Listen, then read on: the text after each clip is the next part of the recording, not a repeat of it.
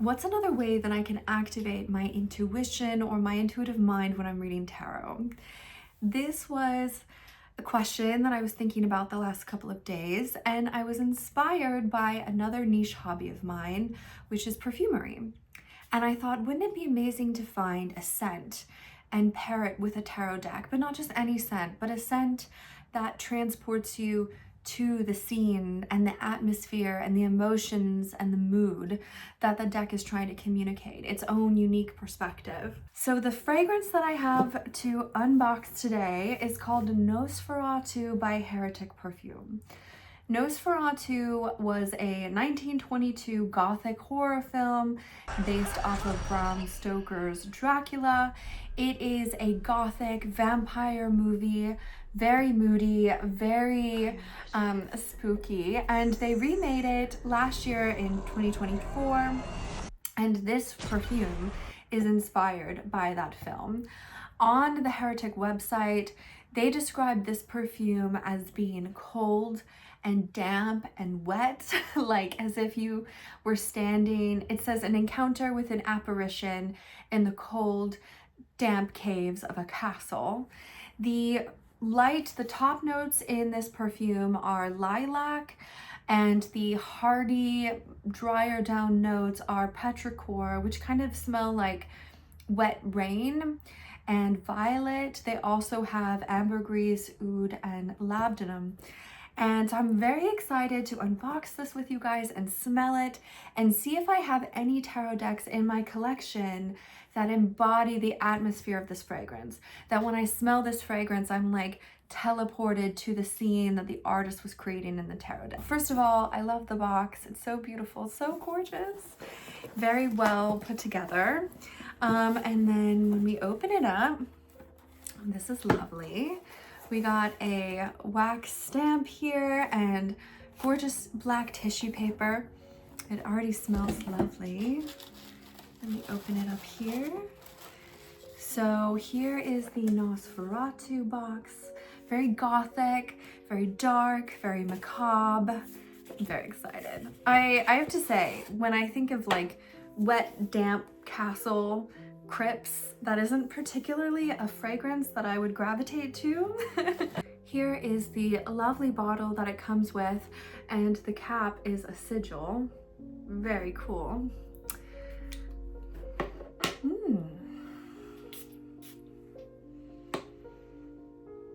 Well, so the immediate notes I get are very subtly floral.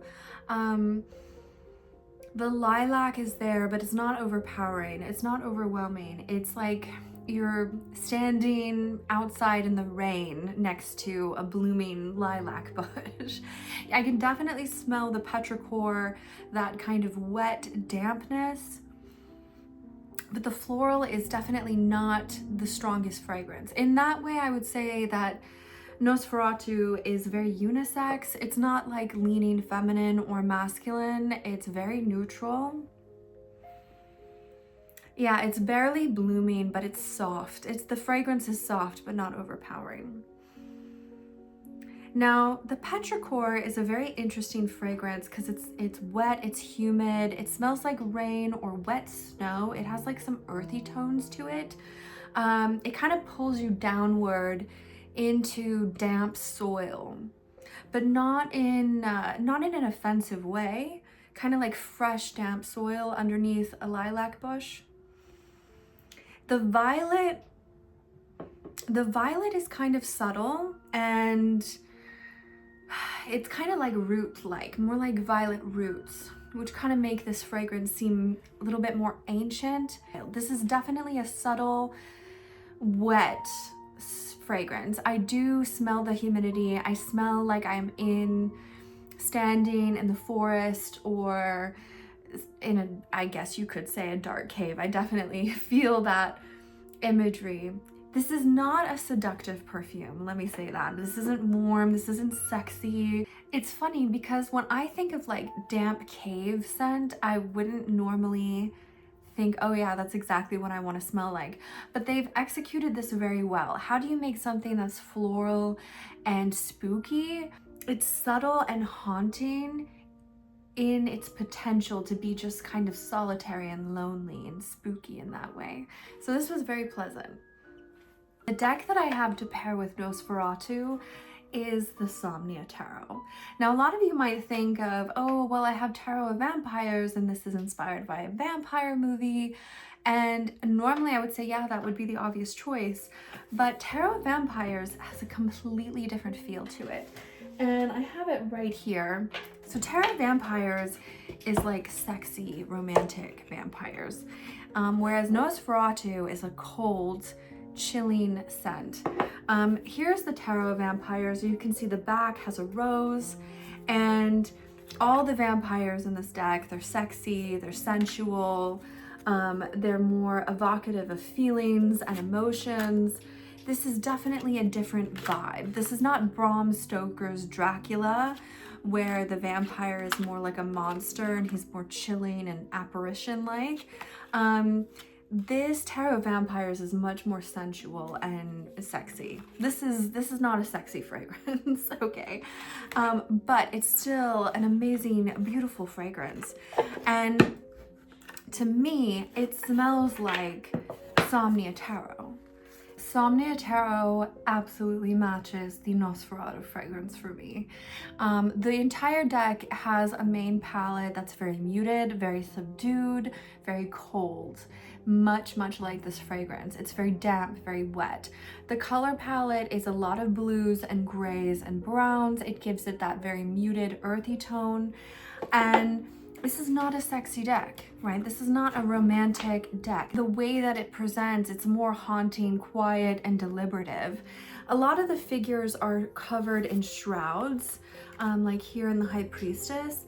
And on one hand, it makes it anonymous and genderless, but it can also be kind of unsettling, like as if they were ghosts or apparitions, very much like the Nosferatu fragrance.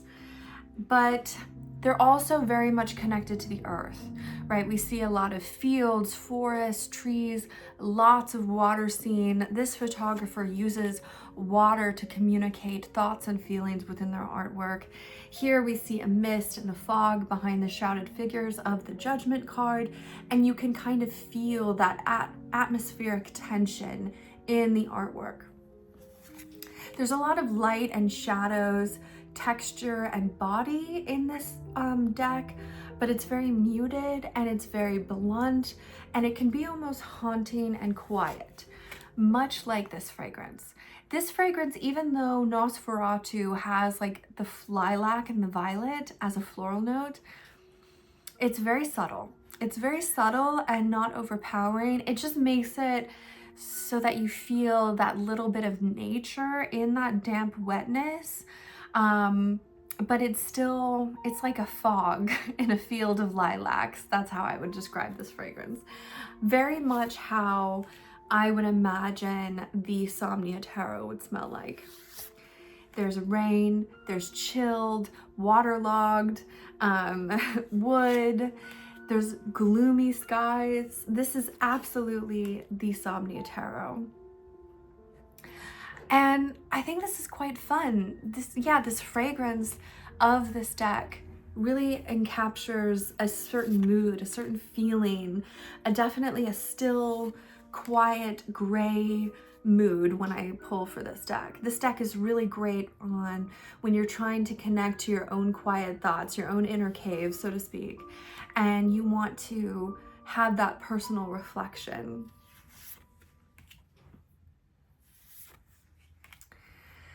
So yeah, this is a wonderful pairing. Somnia Tarot, it's a photography deck. It's very different and unique from most of my decks. It's lovely to read with.